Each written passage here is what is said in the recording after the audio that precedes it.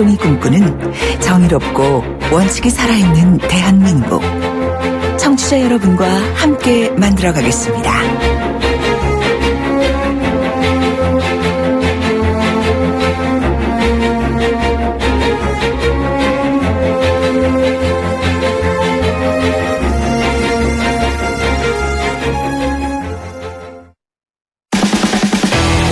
돌려보고 비틀어보는 오늘의 이슈.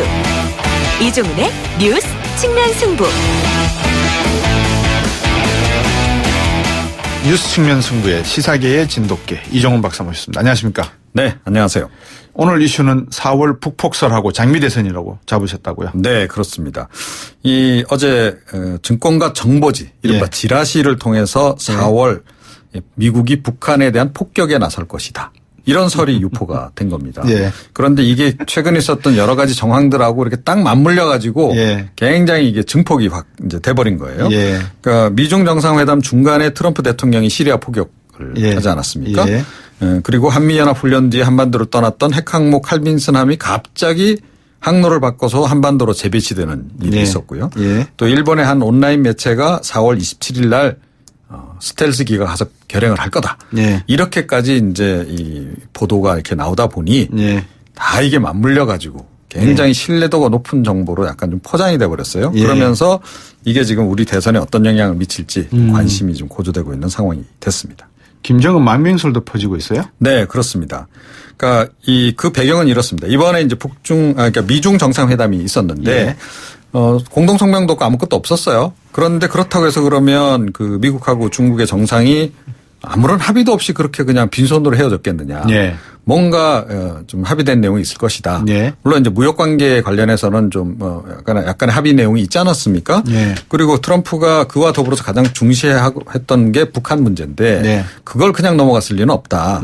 그러니까 뭔가 설전을 벌이긴 한 것 같긴 한데 그 와중에도 뭔가 묵시적인 합의가 있었을 가능성이 높다. 그게 뭐냐? 그러니까 중국이 나서서 김정은으로 하여금 망명을 하도록 설득을 한다. 그러니까 미국은 김정은을 제거하겠다고 계속 위협을 가한다. 이렇게 양면 공작을 해서 그러니까 김정은을 이제 그 망명을 시키는 쪽으로 가고 북한의 차기 체제 구축 관련해서는 중국이 약간 좀 개입을 하더라도 미국이 좀 양해를 해주는 선에서 이제 이렇게 뭔가 이렇게 서로 얘기가 오갔다. 이런 설이 이제 함께 유포가 된 건데요. 그런데 오늘 참 묘하게도 그 미주중앙일보 있잖아요. 거기에 그 하버드대 그 정치학과 한 교수가 칼럼을 실었어요. 한국계 교수입니까? 미국계? 아닙니다. 미국 교수인데 제가 이름이 지금 갑자기 생각이 안 나네요. 그런데 그 미국하고 중국이 힘을 합쳐서 그러니까 김정은을 망명시켜야 된다. 그런 기조의 글을 또 썼어요. 묘하게도. 저는 이번 미중 정상회담에서 가장 눈여겨서 봤던 대목이 이 대목입니다. 중국은 미국이 세계의 1인자라는 것을 인정한다. 네, 그렇죠. 그건 어쩔 수 없죠. 어쩔 수. 근데 그 뒤에 숨어 있는 여러 가지 의미가 많이 있을 것 같아서요. 우리 정부는 북폭설 일단 부인하고 나섰다면서요? 예, 그렇습니다. 국방부가 이제 최근 SNS 등에 유포되는 한반도 안보 상황이 과장된 평가에 대해 현혹되지 않도록 주의가 필요하다는 것을 당부드린다. 외교부도 근거가 없다. 이렇게 지금 일단 공식적으로는 해명이 나오고 있는 상황입니다. 역대 우리 정부가 한 말과 반대 방향으로 움직이는 게 맞지 않나요? 그래서 그러니까 이렇게 부인하는 거 보니 더 이상하다라고 하는 사람조차도 있어요. 그런데 뭐 정부의 공식 발표니까 일단은 믿어야 되겠죠. 아니 사드의 뭐라 그럽니까? 누구죠? 우리 저 주중대사 그 옛날에 저 안보 비서관 하셨던 분. 김장수 대사. 사드에 대한 악영향 없다. 지금 얼마나 두들겨 맞고 있습니까? 그렇죠. 사드 배치 문제도 사실은 정부가 초기에는 절대 그런 일 없다라고 부인했었잖아요. 그렇죠. 한교안 대행은 아무 말 없었나요? 그러게 말입니다. 오늘 이제 국무회의에서 이렇게 얘기를 했다 그래요. 북한이 오늘부터 시작되는 최고인민회의 등 여러 기념일에 즈음해 추가 핵실험 등 보다 중대한 도발을 감행할 가능성도 있다. 이걸 전제로 하고 외교 안보 현안에 대해 차분하고 일관성 있게 대처하는 게 무엇보다 중요하다. 이런 정도만 언급을 했어요.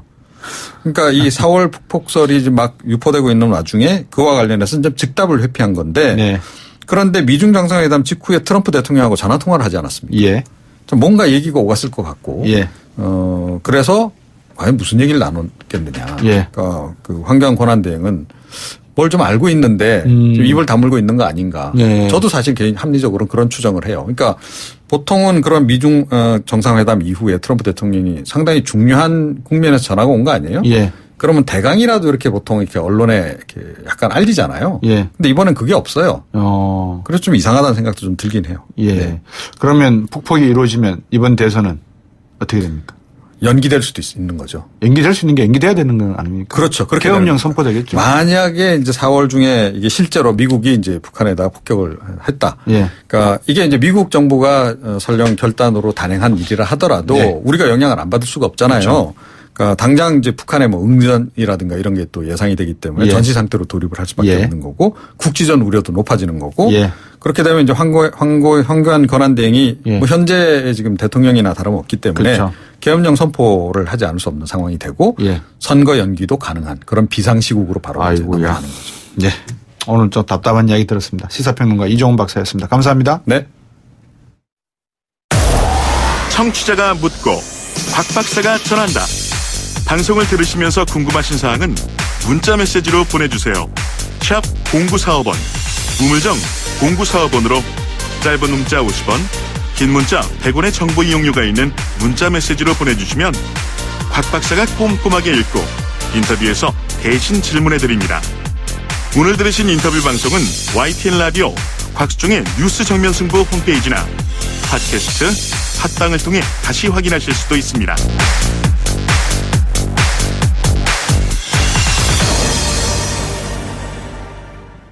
네, 앞에서 이종훈 박사로부터 4월 위기설 이야기, 북폭설 이야기도 또 김정은 망명설 이야기까지도 들었습니다. 문재인 후보 정책 싱크탱크죠. 국민성장에서 한반도 안보성장 추진단장 맡고 있는 연세대학교 정치외교학과 최정근 교수 전화 연결했습니다. 안녕하십니까? 네, 안녕하십니까. 최정권입니다. 예, 지금 우리 한반도 안보 상황 어떻게 봐야 됩니까? 상당히 불안하죠. 예. 그렇다면 4월 7일 날 미국이 전격적으로 시리아에 소위 외과적 수술이라고 하는 서지컬 스트라이크를 했고요. 예. 그리고 그것이 미국과 중국 간의 정상회담이 있는 와중에 벌어졌단 말이에요. 예. 그렇기 때문에 소위 트럼프 대통령의 리더십 스타일을 볼 수가 있었던 거예요. 예. 특히 외교 혹은 안보 영역인데요. 예. 그동안에 트럼프 대통령을 통해서 혹은 트럼프 행정부를 통해서 나왔던 여러 발언들이 또 우리를 불안하게 하죠. 이를테면 북한이 우리를 갖고 놀고 있다. 예. 뭐 중국이 협력을 하든 안 하든 미국이 예. 독자 행동을 할 것이다. 예. 아니면 모든 옵션, 그러니까 북한에 대한 정책을 고려할 때 군사적 옵션도 포함되어 있다라고 해서 예. 소위 미국발 대북 강경 정책이 오는 것은 아닌가. 예. 특히 이제 켈빈슨 그 항모 전단이 예. 회항을 해서 다시 동의를 전개한다라는 소식도 있어서, 예. 그러니까 대한민국이 지금 이제 조기 대선 국면인데 예. 불안한 국내 정서와 더불어 예. 미국발 이 강경 노선, 예. 물론 북한 역시도 안보 위협이긴 한데 예. 이런 것들이 더 더해져서 좀 우리가 느끼는 체감 불안도는 상당히 높을 거예요. 네. 이런 상황에서 과연 북한이 핵실험을 할까요? 어떻게 보십니까? 전통적으로 보면 예. 일종의 중국 속담과도 같은 건데요. 네. 그러니까 마른 하늘에 벼락이 치면 비는 안 온다고 하거든요. 네. 그러니까 북한이 지금 많이 네. 미국에 대해서 강경 발언을 하는 건 사실이에요. 네. 그리고 핵과 미사일 관련된 실험을 한다든지 도발을 할 여지는 분명히 있지요. 네. 근데 제가 생각하기에는 4월 말 혹은 우리 그 대선이 끝나는 그 시기까지는 예. 긴장은 유지할 핵실험을 하지는 않을 것 같다라고 하는 희망적 사고도 좀 해봅니다. 예. 근데 만약에 5월 9일까지는 뭐 핵실험을 하지 않고 있다가 대통령 당선되고 일주일 안에 핵실험을 했다. 뭐 아니면 한 달 안에 핵실험을 했다. 그러면 어떻게 되나요?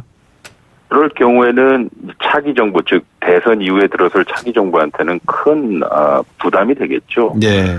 그러니까 무엇보다도 지금은 인수위가 없는 정부가 그러니까요. 출범한단 말이에요. 예. 그래서 즉각 대응하는데 큰 어려움은 있겠지만 예.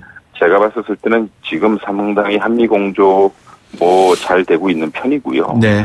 특히나 우리가 지금 북한에 대해서 일관적으로 강력히 대응할 수 있는 메시지를 보내는 것뿐만 아니라 네. 지금 작년 이후에 계속 지속적으로 북한에 대해서 압박하고 있고요. 예. 그리고 중국 역시도 이 예. 부분, 즉 북한이 핵을 실험하는 것에 대해서는 강력히 반대하고 있기 때문에 예. 도발적 행동은 안 할 거리라고 생각합니다. 문재인 후보 정책 싱크탱크 국민성장에서 보는 한반도 안보 성장 추진 단장 맡고 계시니까 이 국민성장에서 보는 지금 문재인 후보에 대한 정책 제안, 이 문제를 어떻게 보셔야 된다 이런 뭐 제안이 있다면 어떤 내용입니까, 핵심이? 일단은 지금 대한민국 안보는 네. 그것이 사드가 됐든 북한의 핵이 됐든 간에요. 예. 그리고 또 방금 말씀드렸다시피 미국의 선제 공격이 거론될 정도로 상당히 악화되어 있는 건 사실이거든요. 네. 이게 어떻게 보면은 지난 보수 정부 기간 동안 우리가 안보를 잘 관리하지 못했다라고 하는 측면이 분명히 있어요. 네. 그렇다면 이 안보가 좀 평화에 다다르게 선순환적인 구조를 좀 이야기해야 돼요. 예. 그러기 위해서는 무조건 첫 번째 우리가 내세워야 하는 원칙은 네. 한반도의 평화는 유지되어야 하는 것이며 대한민국의 안전이 가장 우선되어야 되는 것입니다. 네. 그래서 그것이 미국발 선제 공격이라 할지라도 네. 대한민국의 허락 혹은 허가 네. 그리고 사전에 협의 없이는 안 된다라고 하는 자세를 견지해야 될 것이고요. 예. 두 번째는 북한에 대한 정밀한 제재는 가되 예. 대화를 반드시 병행해야 된다는 자세인 것이죠. 이것은 우리가 유엔을 통한 제재의 정신에도 부합하는 것이어서 네. 즉 그들에게 적절한 체벌은 하되 네. 그들이 이제 대화로 나올 수 있는 탈출구를 우리가 제시해 준다면 네. 지금 우리가 악순환에 빠져 있는 한반도의 구조는 한반도 안보 구조는 좀 바뀔 수 있을 것 같고요. 예. 무엇보다도요. 이게 지금 대한민국의 지금 성장이 지금 상당히 정체되어 있는 건 사실이거든요. 네. 그래서 이제 북한 문제를 안보 이념의 문제뿐만 아니라 우리가 경제적으로 어떻게 하면 성장할 수 있고 북방 경제로 진입할 수 있는 발판을 마련하는데 활용할 방안도 생각해 봐야겠죠. 네. 자, 근데 일단 사드 한반도 배치 문제에 대해서는 차기 정부 재검토 입장으로 유지하시는 것 같고 또 네. 대통령이 되면 북한부터 먼저 가겠다라고 하셨고 네. 이런 류의 이런 추세의 어떤 정책이라고 한다면 방금 말씀하셨던 북방을 하나의 경제 성장의 발판으로 삼는 디딤판으로 삼는 그런 정책과 관계가 있는 거다 이렇게 봐야 되겠습니까? 아닙니다. 그건 그렇지 않고 일단 사드 문제 먼저 말씀드리자면 예. 이 사드는 기본적으로 차기 정부에서 완결을 시키는 것이 좋습니다. 그것은 네. 무슨 뜻이냐? 예. 지금 그것이 어떤 정부가 들어서든 간에 예. 이 사드 정책을 검토하는 시간, 예. 대한민국의 안보 정책을 리뷰하는 시간은 필요합니다. 예. 이것은 미국 정부도 그런 것이죠. 예. 그래서 한미 사이에서 어떤 합의가 있었는지 한번 그 팩트를 확인해 보고요. 예. 그리고 이것이 우리에게 어떤 경제적, 정치적, 안보적 비용과 효용이 있는지 따져봐야 될 것 같아요. 예. 그래서 이것이 정말 대한민국에게 이 도움이 되고 국익에 부합한다면 네. 사드 당연히 우리가 수용해야 되지 않겠습니까? 예. 그러나 중요한 것은 사드 문제는 남북 관계의 축이 있고요. 예. 그다음에 미중 관계의 축이 있는데 네. 남북 관계만 생각해서는 네. 이 한반도의 안정뿐만 아니라 북한의 평화적 비핵화는 어려운 것 아니냐라고 생각이 되고요. 네. 그리고 미국을 먼저 간다, 뭐 북한을 먼저 간다 그거는요. 네. 사실 문 대표께서도 오늘 이제 신문에 나오긴 했지만요. 네. 이 한반도의 안보 위기를 가장 우선적으로 관리하기 위해서는 한미 간의 공조가 가장 중요하다. 예. 그래서 조속한 시일 내에 미국을 가겠다라고 예. 이미 말씀하셨고요.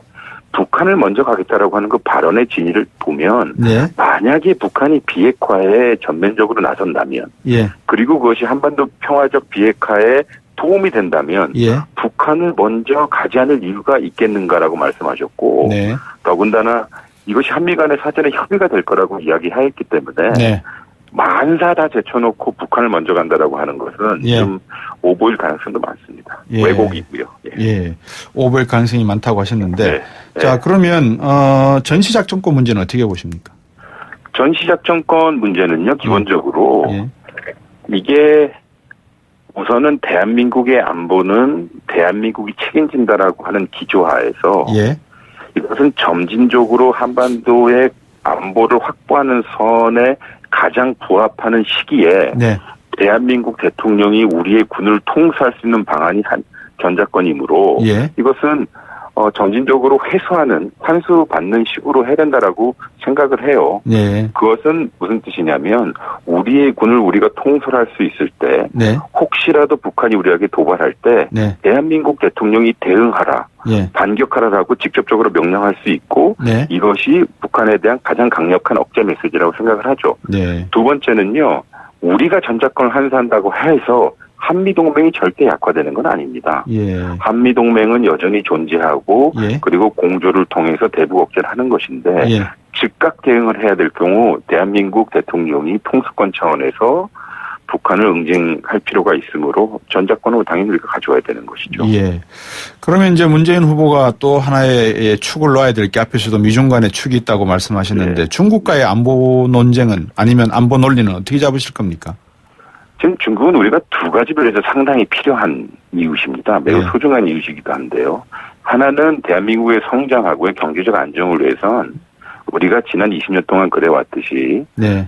중국과의 경제적 교류, 무역 이런 것은 상당히 확대 방향으로 가야 됩니다. 예. 즉 우리에게 매우 중요한 경제적 동반자이고 예. 이것은 계속 유지돼야 될 거라고 생각합니다. 예. 그러나 우리가 관심 있는 것은 안보 측면일 텐데요. 예. 앞서 말씀드렸다시피 북한을 제재하던 네.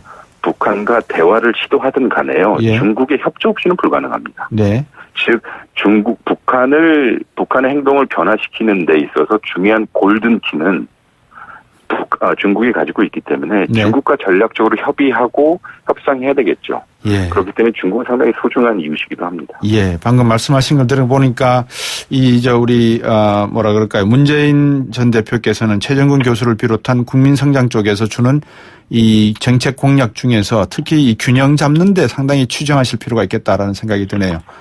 네, 균형보다는요. 네. 이겁니다. 과연 대한민국의 이익이 무엇인가를 평가해야 될 것이고요. 예. 두 번째, 그 이익을 우리가 달성하기 위해서 어떠한 유연하고 실용적인 네. 정책을 취하느냐의 문제겠죠. 예. 물론 한미동맹 상당히 중요하고요. 네. 한중관계 중요하고 그런 부분을 말씀드립니다. 알겠습니다.